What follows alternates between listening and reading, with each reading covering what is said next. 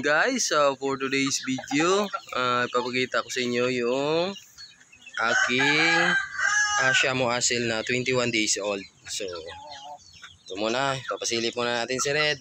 Yan. Yan si Red natin. Nandun yung mga iba nating mga manok.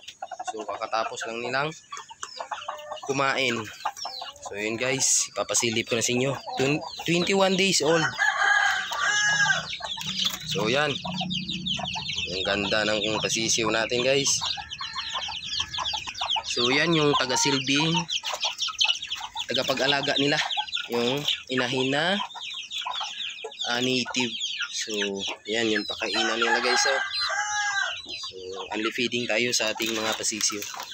So yan, kasi nilagyan ko ng tagusan yan guys, or lagusan kung tawagin. Yan, may risal din sa kabila. Ayan, pag kumain sila, punta lang sila dito, and then balik ulit sila dito para makapag-kay-kay. So isa rin sa pinakamaganda yan para sa ating mga alagang pasisiw, kasi na-exercise nila yung kanilang mga paa. Ayan guys, all black yan. So maganda yung pangangatawan nila. So isa rin kasi sa magandang inahin to at subok na to mag-alaga ng mga sisiw, yung inahin na to na native. So yun guys, yung ginagawa ko lang dito para maging malusog sila, vitamins lang, and then nagbibigay tayo ng for prevention kung tag-ulan.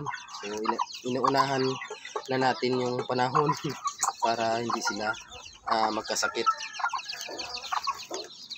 So yan. So yan sila guys. Yan. Yan. Sumusunod kasi sila sa inahin na nag-aalaga sa kanila. Yan. So maganda. So for keep lang muna to guys, na hindi natin ibibinta to, kasi ito yung magiging mga materialis natin. So yun guys. Yan sila. So 7 piraso. Yan. So maganda yung pangatawan ng ating mga pasisiw. So ito yung inahin pala nila guys. Papasilip ko na sa inyo. So actually malapit na rin tong mangitlog. Yan guys. Yan. So bungtan. Si bungtan yung kanilang mama. Yan. And then yung papa nila is ito, si Red. Yan guys, si Red yung papa ng mga pasisiw natin. Yan. Yan si Red. Guys, kita yung pulmahan ni Red. Yan. Yan. Yan guys, si Red.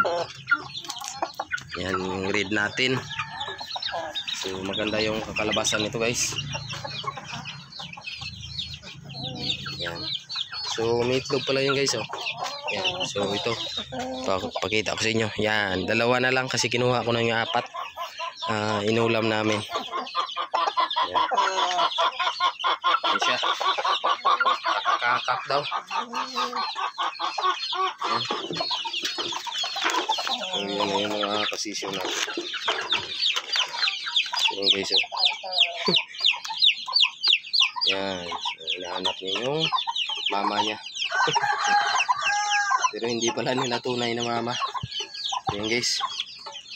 So yan lang yung update muna natin ngayon guys.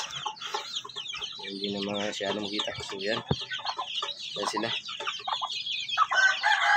So kagagawan pala ng daga to guys. Kinain yung ating screen. So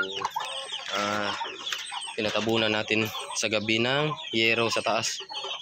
Kasi trap pa lang yung dito, kasi pag umulan para hindi mabasa yung ating mga pasisiw.